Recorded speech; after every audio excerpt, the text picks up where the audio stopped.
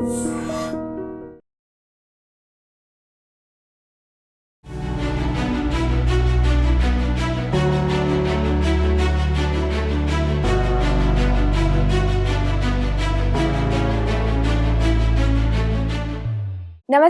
Welcome to I dream. నేను మీ anchor Pratyusha. ఈరోజు మనతో పాటు Anantha Shakti founder, spiritual guru, law of attraction, manifestation, visualisation expert Anantha Sai Krishna garu మనతో పాటు ఉన్నారు. సో సార్తో మాట్లాడదాం, మన విషయాలు తెలుసుకుందాం.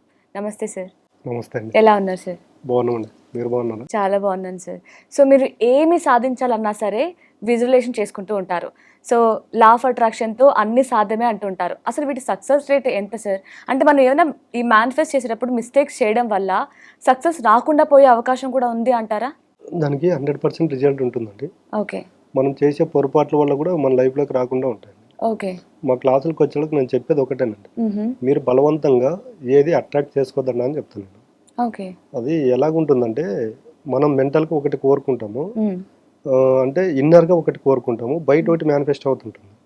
ఇప్పుడు చూడండి, ఎవరైనా ఒక 5 మంది ఫ్రెండ్స్ ఉన్నారనుకోండి, నిన్న ఎవరితోనో మనం గొడవ పడి ఉంటాం. ఈ 5 మందిలో వాడు కనిపించినప్పుడు బయట మాత్రం నవ్వుతూ ఉంటాము, లోపల మాత్రం వాళ్ళపైన నెగిటివ్ ఆలోచనలు ఉంటాయి. కరెక్ట్. అంటే అక్కడ లోపల వాళ్ళ గురించి తిడుతూ ఉన్నాము, బయట నవ్వుతూ ఉన్నాము. అంటే అవి రెండు మిస్ మ్యాచ్ అవుతున్నాయా లేదా? అంటే మన ముఖంలో తెలిసిపోద్ది అప్పుడే. సేమ్ యూనివర్స్ లో కూడా అలాగేనండి.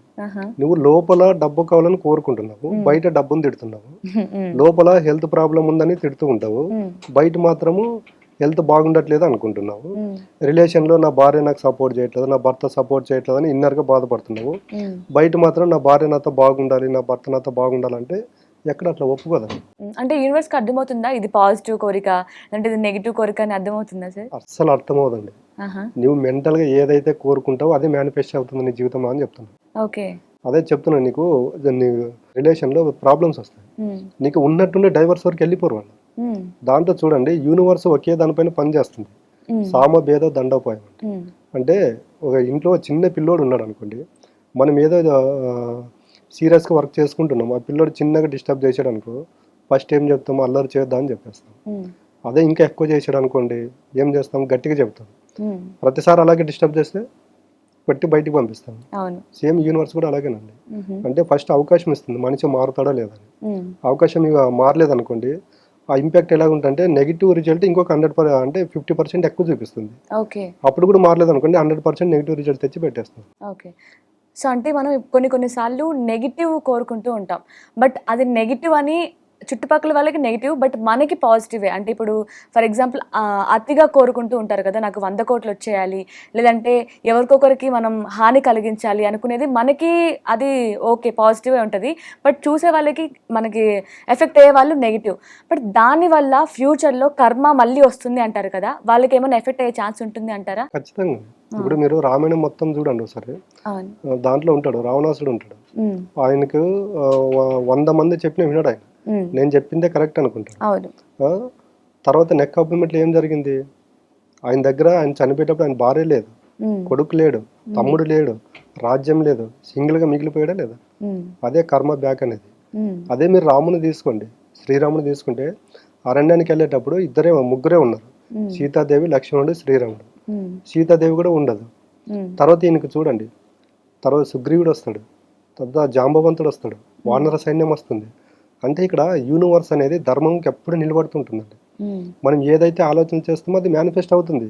అది మంచి చెడు అనేది యూనివర్స్కి అనవసరం, దాన్ని తీసుకుంటుంది. దీన్ని మా యూనివర్స్ లో హోల్డ్ చేస్తూ ఉంటుంది అనమాట. ఎప్పుడైతే సమయం వస్తుందో అది మేనిఫెస్ట్ అయ్యి మన ముందు నిలబడుతుంది. రావణాసుని రూపంలో, సీతాదేవి రూపంలో మేనిఫెస్ట్ అయింది కాబట్టి రాముడు అక్కడ ప్రత్యక్షమయ్యాడు. అంటే యూనివర్స్ లో ప్రతిదీ జరుగుతూ ఉంటుందండి. నేను law of attraction, visualisation, manifest అనేది ఇప్పుడు జనరేషన్ కి నేను చెప్పను అసలు. అదే చెప్తుంటా, మీరు రామాయణం వినండి ఒకసారి, చదవండి అని చెప్తుంటా. అంటే లా ఆఫ్ అట్రాక్షన్ ఎలా పనిచేసింది అంటే అక్కడ చూడండి, అక్కడ రావణుడు రాజ్యాధిపతిగా ఉన్నప్పుడు కూడా మనం అనుకుంటాం ఏదో శ్రీరాముడు వెళ్ళాడని, అక్కడ కాదు. సారీ, రావణాసునికి చెల్లెని ఉంటుంది, శూర్పణఖ వాళ్ళ చెల్లెల భర్తను రావణాసుడు చంపేస్తాడు. ఆయన పేరు ఏదో ఉందండి. అంటే అక్కడ వాళ్ళ చెల్లెలు రావణాసుని పైన పగబడుతుంది, నా భర్తను చంపినవని ఎలాగని నేను అంతమొందించాలి, అదే ఇష్టపడి నేను ప్రేమించిన వ్యక్తిని చంపాడు కదా, ఎలాగైనా పగ తీర్చుకున్నప్పుడు ఆమె దాని గురించి ఆలోచన చేస్తూ ఉంటాడు. ఆమె ఆలోచన చేస్తూ ఉంటుంది కాబట్టి యూనివర్స్ అనేది శ్రీరాముని అక్కడ పంపించింది రావణాసుని అంతమొందించడానికి. అంటే ఇక్కడ law of attraction, visualisation, manifest అనేది ఇప్పుడు సంబంధించింది కాదు, ఇది త్రేతాయుగం, ద్వాపరయుగం అప్పట్లోనే ఉన్నాయి. వాటిని ఒకసారి చదవండి అని చెప్తా. అప్పుడు ఏమవుతుందంటే వాళ్ళకి మెంటల్గా స్ట్రాంగ్ అవుతారు ఇవన్నీ చదవడం వల్ల. మరి అదే తీసుకోండి తర్వాత ద్వాపరయుగంలో కూడా శ్రీకృష్ణుడు చూసుకోండి, ఆయన ఎన్ని కష్టాలు పడ్డాడు. మనం శ్రీకృష్ణుడు ఒకే పూజ విగ్రహం పెట్టి ఇప్పుడు పూజ చేస్తున్నాం. ఆయన ఎప్పుడు పుడితే ఎప్పుడు చంపేద్దామని వాళ్ళ మామనే వెయిట్ చేస్తుంటాడు. అంటే తర్వాత మళ్ళీ యుక్త వయసు వచ్చిన తర్వాత ఈయన వెళ్ళి ఆయన చంపాడా లేదా? అంటే యద్భావం తద్భవతి, నువ్వు చంపాలనుకున్నావు నీవే చచ్చావు. అంటే ఇక్కడ law of attraction, visualisation, manifest అనేది కర్మ సిద్ధాంతంలో పనిచేస్తుంది. నువ్వు ఏదైతే కోరుకున్నావో అది మేనిఫెస్ట్ అవుతుంది. అదే నువ్వు 10 మందిని బాధ పెట్టుకోకుండా కోరుకు అనేది మా క్లాసులో చెప్తూ ఉంటాం ఎక్స్పెషల్గా. ఓకే, అంటే ఒక్కొక్కసారి ఏంటంటే మనం కోరుకున్నది మనకి జరుగుతుంది, అది నెగిటివ్ అయినా సరే, బట్ దానికి కర్మఫలం మళ్ళీ రిపీట్ వస్తుంది అన్నమాట. 100% అండి. ఇప్పుడు మనం ఎవరినో ఒకరిని మర్డర్ చేసామనుకోండి, అక్కడ ప్రజెంట్ అక్కడ ఉన్న 100 మంది మన చేతిలో కత్తుంటే భయపడొచ్చు. తర్వాత ఏమవుతుంది, డిపార్ట్మెంట్ వస్తుంది, అందరూ వస్తారు, తీసుకెళ్లి లోపలేస్తారు, మనం భయపడాల్సి వస్తుంది. అంటే కర్మ అనేది ఎప్పుడు ప్రతి ఒక్క లైఫ్ లో పని చేస్తూ ఉంటుంది. ఆ కర్మ చేసే ముందు ఆలోచించండి అని చెప్తాను. ఓకే, సో ఇప్పుడు మీరు అన్నట్లు ఈ మేనిఫెస్టేషన్ కానీ, విజువలైజేషన్ కానీ, లా ఆఫ్ అట్రాక్షన్ కానీ, వీటి ద్వారా మనం అనుకున్నది జరుగుతుంది, మనం దేనిని సాధించవచ్చు. బట్ దీనికి కరెక్ట్ ప్రాసెస్ ఏమైనా ఉంటుంది అంటే ఈ టైంలో చేయాలి, ఈ టైంలో మేనిఫెస్ట్ చేస్తే బెటర్, లేదంటే ఈ విధంగా చేస్తే మంచిది అని ఏమైనా ప్రాసెస్ ఏమైనా ఉంటుందా సార్? ప్రాసెస్ ఏముండదండి, నేను అదే చెప్తుంటా. మీరు కోరుకుంటే మీ లైఫ్లోకి వచ్చేది కొంచెమే, మీరు పూర్తిగా దానికి అసెండ్ అయిపోండి అని చెప్తున్నా. అసెండ్ అయిపోవాలంటే ఉన్నదానికి ప్రేమతో ఉండండి, మీకు ఏదైతే ఉందో దానికి కృతజ్ఞత భావంతో ఉండండి. నువ్వు ఇంట్లో భార్య భర్తలు ఉంటారు, మీరు 24 గంటలు మీరు గొడవ పడుకుంటూ ఉండు, నా రిలేషన్ బాగుండాలంటే ఎలా కుదురుతుంది? కాబట్టి ఫస్ట్ ఆ బాండింగ్ ని సరి చేసుకోండి అని చెప్తున్నా. గొడవ ఇప్పుడు వచ్చి ఉంటుంది కదా, ఒక 1 year 2 years బ్యాక్ మీకు అది లేదు కదా. అది పాస్ట్ లో ఏదైతే మీకు చిన్న చిన్న ఆనందాలు ఉంటాయో అవి గుర్తు చేసుకోండి. అంటే అప్పుడు ఏమవుతుందంటే మన సబ్ కాన్షియస్ మైండ్ లో అక్కడ క్లీనింగ్ జరుగుతూ ఉంటుంది అనమాట. అంటే ప్రజెంట్ ని తీసేసి పాస్ట్ చేసిన మంచిని గుర్తు చేసుకుంటూ ఉండడం వల్ల ఏమవుతుందంటే అప్పుడు ఏమవుతుందంటే యూనివర్స్ కూడా వీడు ఏదైతే వీడి లైఫ్లో ఎప్పుడు ప్రజెంట్ జరిగిన దానికి పాస్ట్లో పశ్చాత్తాపం పడుతున్నాడు, పరివర్తన చెంది ప్రాయచిత్తం కోరుకుంటున్నాడు కదని యూనివర్స్ కూడా ఏం చేస్తుందంటే మనకు తెలియకుండా వాళ్ళు మార్పు తీసుకోవడం జరుగుతుంది. కాబట్టి ఇవన్నీ జరుగుతూ ఉంటాయండి. మీరు ఏది కోరుకోవద్దండి, మీ పట్ల ఏదైతే ఉందో దానికి ప్రేమతత్వం, కృతజ్ఞత భావంతో ఉండండి. భవిష్యత్తులో మీకు ఏది కావాలో అది వస్తుందని చెప్తూ ఉంటాం. ఓకే, సో ఇప్పుడు మీ ఆఫ్లైన్ క్లాసెస్లో ఎలా మేనిఫెస్ట్ చేయాలి ఇవన్నీ ప్రాసెస్ మీరు ఎక్స్ప్లెయిన్ చేస్తూ ఉంటారు కదా. బట్ మీరు అన్నట్లు ఇప్పుడు ఇందాక అన్నారు ఎక్కడైనా చేసుకోవచ్చు, ఏటైనా చేసుకోవచ్చు, మీరు ఏమంటారు పాజిటివ్గా ఉండి చేసుకుంటే జరుగుతుంది అని. బట్ క్లాసెస్కి అటెండ్ అయ్యి మీ క్లాస్లోనే మేనిఫెస్ట్ చేసుకోవాలా అంటే ఇండివిజువల్ కూడా చేసుకోవచ్చు కదా సార్? క్లాసెస్కి ఎందుకు అటెండ్ అవ్వాలి?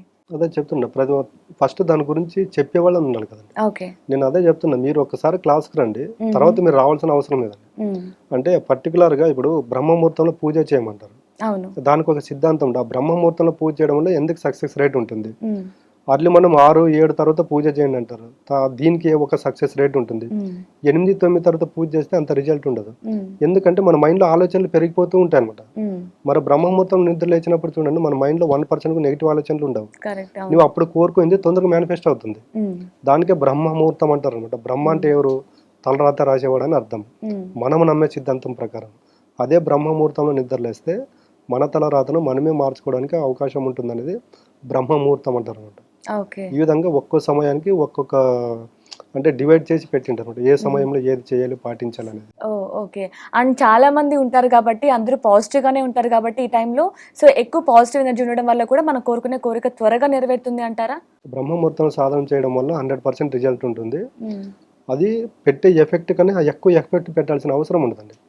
మనం అదే బ్రహ్మముహూర్తంలో మీరు సాధన చేశారనుకోండి, దాని ఇంపాక్ట్ ఆ రోజంతా ఉంటుంది. అంటే యాక్టివ్గా ఉండడము, పాజిటివ్గా ఉండడము, ప్రేమతత్వంతో ఉండడము, కృతజ్ఞత భావంతో ఉండడము, ఇవన్నీ ఆ రోజంతా ఉండండి. ఏమవుతుందంటే నైట్ పడకపోయే ముందు మనం ఏదైతే ఆలోచన చేసుకుంటూ పడుకుంటామో అది మన సబ్ కాన్షియస్ మైండ్లో స్టోర్ అవుతుంది. ఒక 1 day 2 days తర్వాత అది మేనిఫెస్ట్ అవుతుంది. ఓకే, నైస్ సార్, చాలా చక్కగా ఎక్స్ప్లెయిన్ చేశారు. Thank you so much sir. Thank you. So చూసారు కదా, ఒక మనిషి హ్యాపీగా లైఫ్ని లీడ్ చేయాలి అంటే డబ్బు ఉండాలి, ఆరోగ్యంగా ఉండాలి అండ్ రిలేషన్షిప్లో హ్యాపీగా ఉండాలి. సో వీటి మూడింటి గురించి చాలా చక్కగా ఎక్స్ప్లెయిన్ చేశారు. సో దీంతో పాటు వీటి గురించి ఆఫ్లైన్ క్లాసెస్ కండక్ట్ చేయబోతున్నారు అనంత సాయి కృష్ణ గారు. సో ఈ ఆగస్టు 9th KBHPలోని హోటల్ 86 గ్రాండ్లో. సో తప్పకుండా ఆఫ్లైన్ క్లాసెస్కి అటెండ్ అవ్వండి. Thank you so much for watching. And for more videos, Please subscribe to iDream. Please subscribe to iDream. Please subscribe iDream. And please subscribe to iDream. For more videos, subscribe to iDream. please like, share and subscribe to the channel. Congratulations, iDream.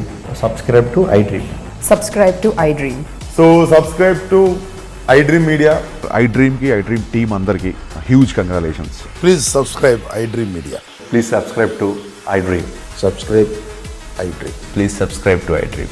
iDream అంటే నా కళల channel subscribe చేసుకున్న నోరు తిరుగుతలేదు, మీరైతే గంట గుర్తు కొట్టండి. For more such videos, please subscribe to iDream. Subscribe to iDream. Please subscribe to iDream. Please subscribe iDream Media. Please do subscribe to iDream. Please subscribe to iDream Media. For best entertainment and information, please subscribe iDream. And don't forget to subscribe to iDream.